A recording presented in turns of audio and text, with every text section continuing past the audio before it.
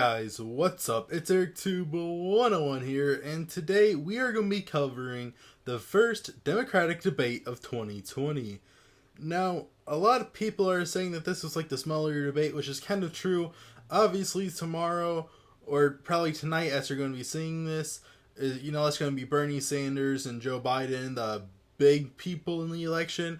But I still found this one pretty interesting, and before we get into this, I wanted to go ahead and pick out my winners and losers, and then we're going to go into a step-by-step, basically, overview of the debate tonight.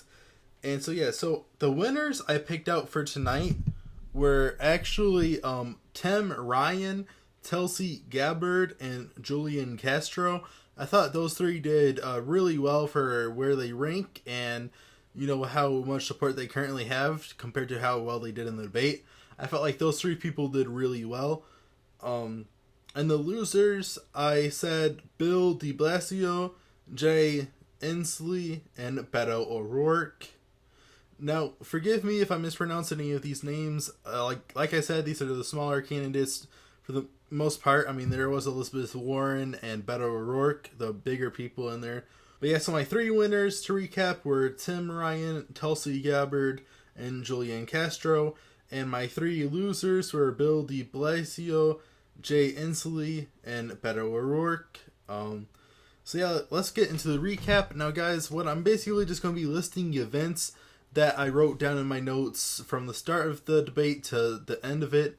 So these are just going to be the major events that I found to be very impactful to who I would be bound to support and etc. So let's start off with Elizabeth Warren as to why she wants to change the economy that over 70% of Americans agree is doing well and 60% of Democrats. She responds by saying that people actually like it. Don't like it. I'm sorry, my bad. And the economy only works for the top 1%. Also brings up that private persons are responsible for blacks getting locked up. Whatever that has to do with the economy, I don't know. The question was clearly based on a very liked economy based on the American people's opinion. And she responded by people don't like the economy, it only works for the top 1%, and that private persons lock up black people, basically. So the question was, why do you want to change an economy that 70% of Americans and 60% of Democrats support? And she responded by that's actually not true and nobody supports it because she doesn't support it and she wants other people to not support it. So I felt like this was a very odd response from Elizabeth. Moving on. Beto O'Rourke, and he does this multiple times throughout the debate, but this was the first time it was spotted during his first response. He speaks in English, and then Spanish, and then English again on the economy. Now, Beto was a Texan, so I'm not quite certain why he was doing this. I mean, obviously it was to appeal to the Latino vote, but I'm not sure exactly how much talking in Spanish is going to work, for a Caucasian Texan. For Julian Castro, I kind of understand because he plays the part to speak in Spanish, you could say that. Andrew Yang also touched on this on Twitter, and he said that he doesn't speak very well English, even though the debate, or that he doesn't speak Spanish very well, and that the debate was interesting, however. Now this was clearly taking shots at Beto when he said that he doesn't speak Spanish very well. So Elizabeth Warren gets second question, gets the same response to a different question saying that the 1% is bad and capitalism is bad once again. So Elizabeth Warren attacked the 1% numerous times throughout this debate. Now for a person that doesn't know Elizabeth Warren on a personal level and doesn't study her policies, anybody within that boat will probably tell you that Elizabeth Warren is a one policy candidate after tonight because all she did was attack the same policy over and over and over and over and over again. Not even the policy, really. All she said was 1% bad, kind of like Orange Man bad, but all she said was Orange Man bad. But yeah, that's all we heard from Elizabeth Warren all night was 1% bad. And I don't think that was a very... I think Elizabeth Warren was also a loser of tonight. However, she was the biggest person on the stage, so I don't think she really had to win. So I don't think she's one of the top 3 losers. But yeah, so anybody that doesn't study her or study her policies will think that she's a one policy candidate, because that's all she did tonight was attack the same thing, attack the 1%. No matter what the question was, she would flip it back to 1% bad, which I don't 100% agree with. I mean, the 1% is pretty bad, to be fair, but I don't know why she just attacks the 1%. I don't agree with that. So yeah, Tulsi Gabbard mentions serving 16 years in the military and says she will cut military spending and cut back on affiliations outside of the U.S. So basically, she served in Iraq. She doesn't want an Iran war, with Russia and China and everything. She wants to avoid war as much as possible, which I think is good and bad, because I feel like if people hurt us, these type of people will be less offensive, which could be bad, just in the short term. But it is what it is. I feel like an anti-war candidate could probably do a lot of good things, but just mentioning that she served 16 years, let everybody watching know that she's a veteran. She's the only veteran on the stage, and not a single person thanked her for her service. Kinda like flipped a light in a lot of people's minds. Like, hey, this person's a veteran, and these people don't support veterans. So I feel like she might gain the Democratic veteran support, especially if she plays being a veteran correctly. But with Democrats, I feel like it's not necessarily as important to be a veteran as it is in the Republican field. I feel like Republicans care about being a veteran much more when it comes to electing politicians. Example, Dan Crenshaw versus Tulsi Gabbard. I feel like that kind of tells you right there. Not that being a veteran 100%, determines their popularity and stuff, but I feel like it helps with Dan Crenshaw being a veteran a lot more than Tulsi Gabbard, is what I'm trying to say. So the governor of Washington says that he'll protect the people who gave us the weekend, the workers' union. And I feel like this would be very good for the Midwesterner vote, because Michigan compared to Indiana is still on a minimum wage that Michigan was at over a decade ago, because Indiana basically doesn't work with the workers' union and Michigan does. So while Michigan's minimum wage continues to go up and the average pay for the average Michigander is going up, Indiana is really staying the same. And you're seeing a lot of bad towns in Indiana get even worse. South Bend, where Pete Buttigieg's, slaughtered his name there, Pete Buttigieg was mayor in South Bend, horrible city. Gary is a horrible city. So many other cities in Indiana are like really failing right now because the workers' union really can't do anything. It's a really big reason that Indiana is failing as a state. Other than that, it's just like corn. So Indiana is really just corn and ghettos as a state, coming from somebody who lives like 45 minutes away from their border. So Elizabeth Warren then mentions that corporations are bad for the third straight time, says she wants to push forward science and research to protect our Earth. So basically, like research to protect our oceans and stuff. She said that she wants to push that forward, and any corporations that want to take part will be welcome to, but they have to be located in America. Warren says that insurance is bad, socialist healthcare system good. So a few candidates were like this, where they wanted to get rid of basic insurance and totally have a socialist healthcare system. And I kind of support a government healthcare system where you can still get private insurance if you so choose to. I think that's a pretty good system.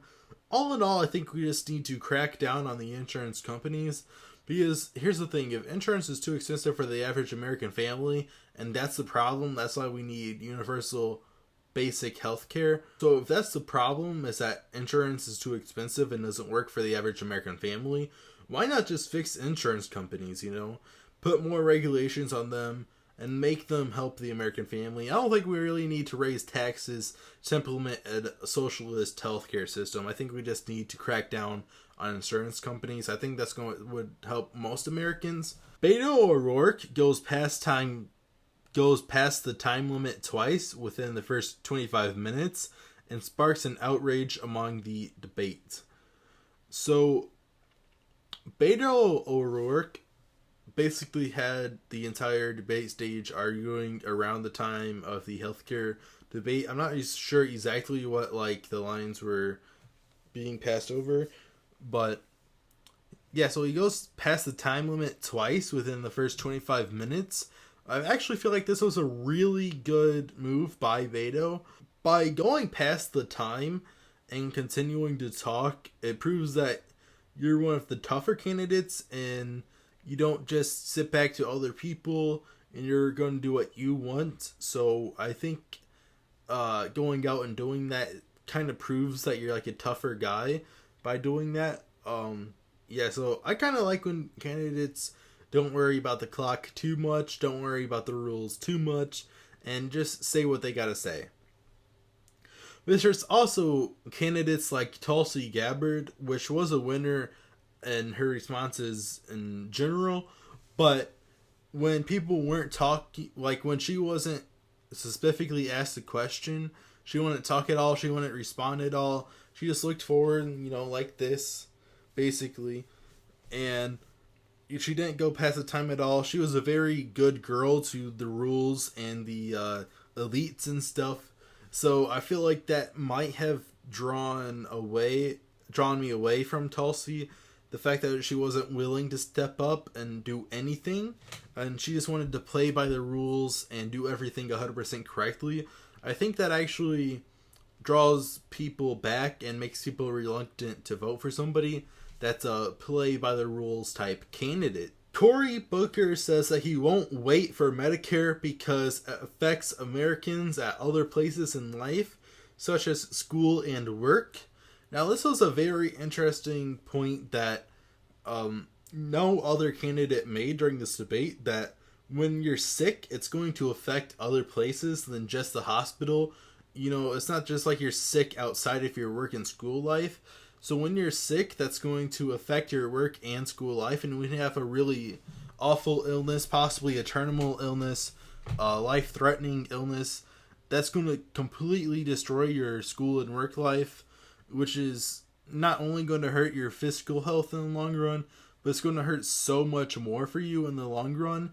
And I really enjoy that he addressed this issue, that when you're sick, you struggle in every part of life, not just your outside of work life, I'm sick, but when you're doing that kind of stuff, you're not going to work as well, you're not going to perform as well in your daily life, which is going to set you back in every other aspect, not just your physical health. I really loved that Cory addressed that.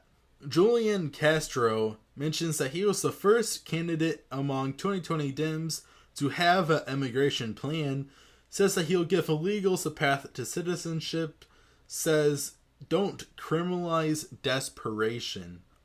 So as a Republican, I kind of agree, kind of disagree. See, here's the thing. When you're desperate, you would think that you go to the first country that offers you citizenship, and that would be Mexico, is offering them asylum. They've been past Mexico. They've been burning American flags, throwing rocks at American people in uniform and stuff, protecting our border. So I feel like when they're doing all this, they're not really desperation people. They're not looking for asylum, because you don't burn the flag that you're running to. Say when the Jewish people in Germany were looking for asylum in Poland, they didn't burn the Polish flag. That just wasn't something that took place, because when you truly love a country so much that you have to run to it illegally, just in desperation to a better life, then you really shouldn't be burning the other country's flag.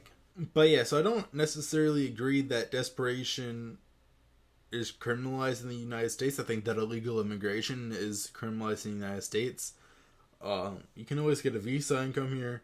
But since he mentioned that he was the first Dem to have a 2020 immigration plan, that kind of says that he cares more about the subject.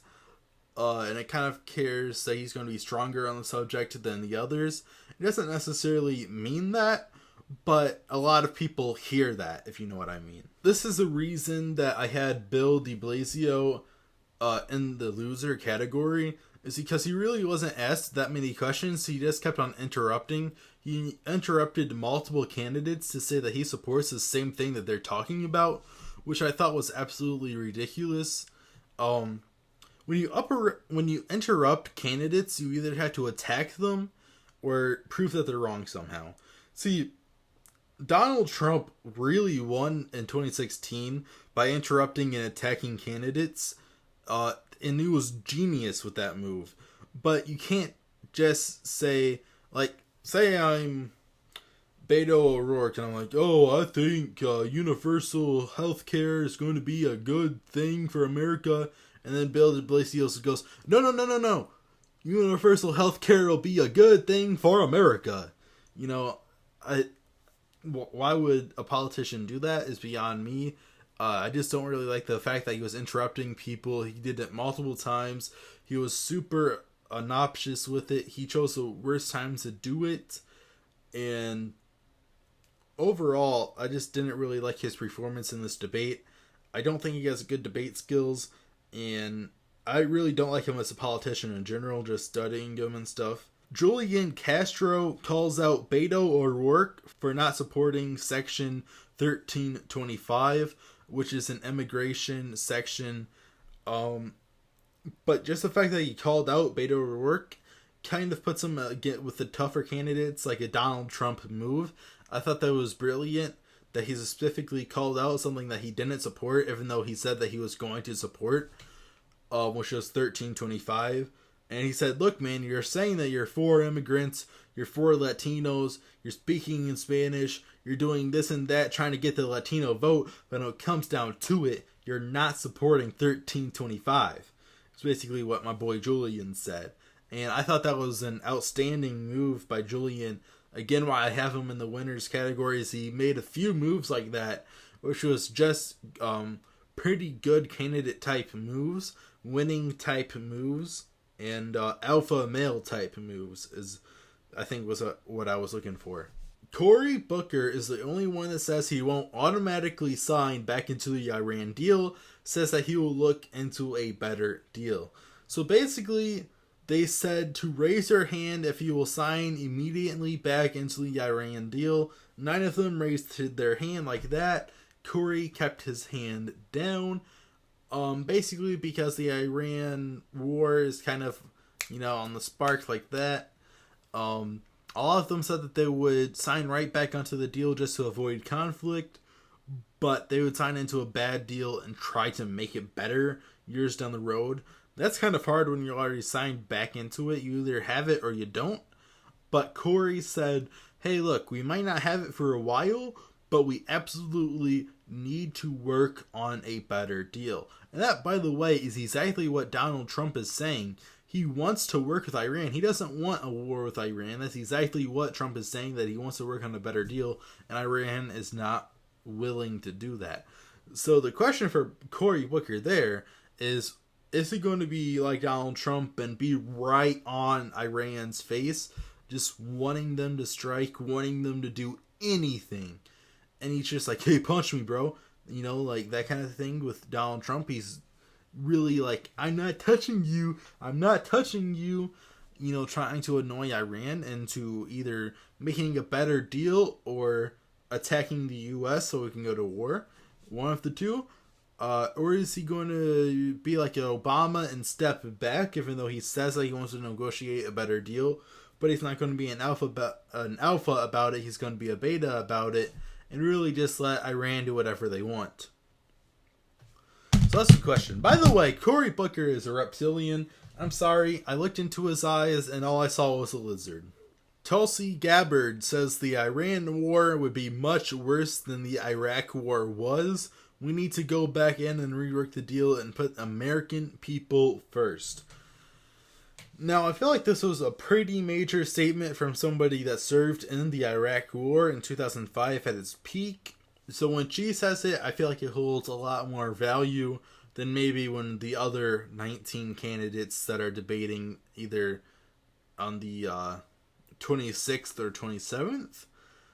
So her position on the Iran deal and the Iran war is going to be more powerful than everybody else's in the Democratic Party.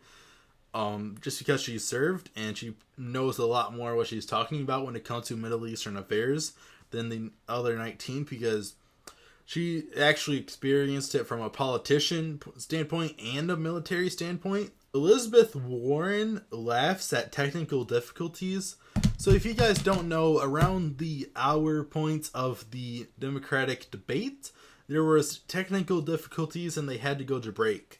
Now when the cameras were just about to cut and it was about to go to break, you clearly heard Elizabeth Warren laughing at the situation and having fun with it, which I feel like really showed a human side to Elizabeth Warren.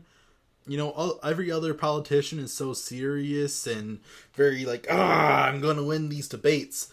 When Elizabeth Warren is on Instagram Live drinking a beer, you know, taking those DNA tests, you know, laughing at technical difficulties instead of getting mad or focusing and, you know, worrying about what you're going to say next. Elizabeth Warren was a candidate that's capable of laughing.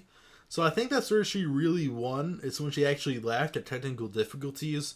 I think that was the highlight of Elizabeth Warren's night, to say the least. This is always good for politicians to show that they're people, which is why Donald Trump pulled things like having McDonald's delivered to the White House. Because every politician likes to do that, at least every major one wants to show that they're humans just like everybody else. Elizabeth Warren says that guns need to be treated like a health emergency and a virus. Do research and do what's necessary for less people to die. Now, as a Republican, I'm not a Second Amendment Republican like some of these people are, freaking out about suppressors and Trump and stuff. When she said that it was supposed to be treated like a virus because kids and teenagers are dying. You know, if you look at Chicago, 20 people die every single weekend. That sounds like a virus to me. We absolutely need to figure out how to get these illegal guns off the street, which is mainly what she was talking about, was getting the guns off the streets, getting guns out of the wrong people's hands. And she even said that when people are just collecting guns and the good people that own guns is perfectly fine. She said that. She said that she supports an assault rifle ban. I mean, I do and don't, because in a case of rising up against a tyrannical government, which you see with socialism and people literally identifying with socialism, like Bernie Sanders calls himself a socialist, even though it's democratic socialist. I mean, first of all, Hitler was a democratically elected socialist, more or less. And even if Bernie Sanders isn't the extreme socialist and just the democratic type socialist, or the democratic communist, which is weird wording, by the way. But even if Bernie Sanders is just the moderate socialist, you know, just the normal type communist, what's stopping a more extreme socialist from being elected? I mean, I don't really think that anything is stopping that from happening. But, so I think we need assault rifles to rise up against a tyrannical government. But other than that, I support that, and I fully support what Elizabeth Warren was saying, that we need to do a lot more research into guns and how to get the illegal guns off the streets, and it should be treated like a virus, because kids and teenagers do die every single day, and I like what she said too. It says not just Parkland, it's not just Santa Fe, because a lot of other politicians were using Parkland as the example. But it's not just Parkland. It's not even close to just Parkland when you're having 20 people in Chicago die every single weekend, most of them under the age of 25.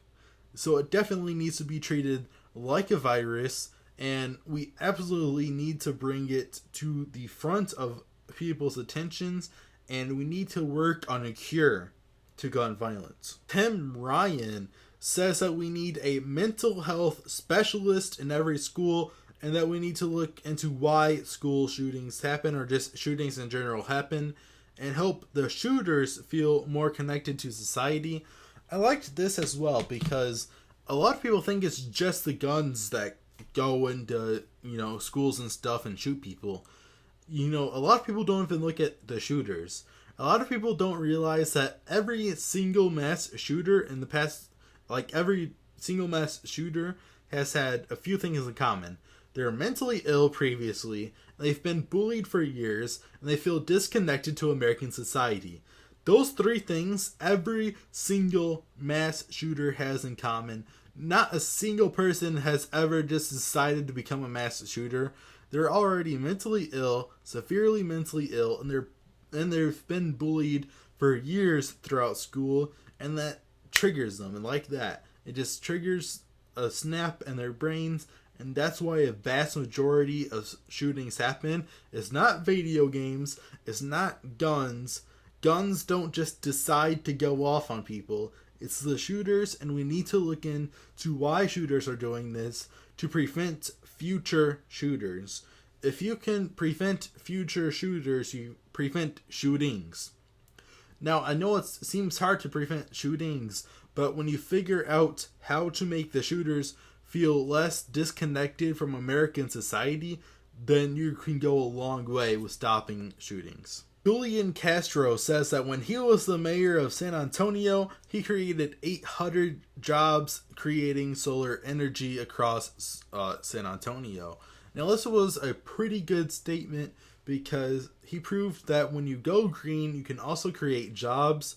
So he made all the coal miner type people, the my jobs type of voters happy, and he also made the Green Earth, New Green Deal type voters happy, which was a very large population of voters. When he said that statement, were made happy, because when you can create jobs and you're creating green solar, it's going to do a lot, because it's basically, I feel like working on green power is going to be a lot like people working on your lines today and working in the coal mines today and stuff. The people that are good with their hands and stuff like that, I feel like that's going to be a huge job of the future, working on solar panels and fixing them and doing stuff like that. It's going to be a huge job in the future, just like fixing power lines is really big now. I feel like the solar panels could replace that. So Tim Brown says that Dems need to connect with the working class in order to pass renewable energy.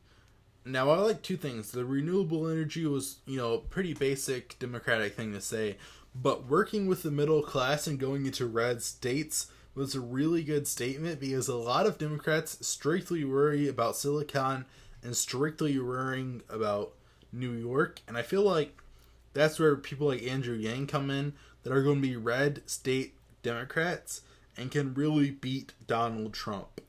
Now, as the Trump supporter, I'm saying that because when you go into red states, the workers' states, how do you connect to those people? And the Democrats have completely lost workers, and anybody with common sense sees that, because Trump basically won every state in America if you actually look at the map.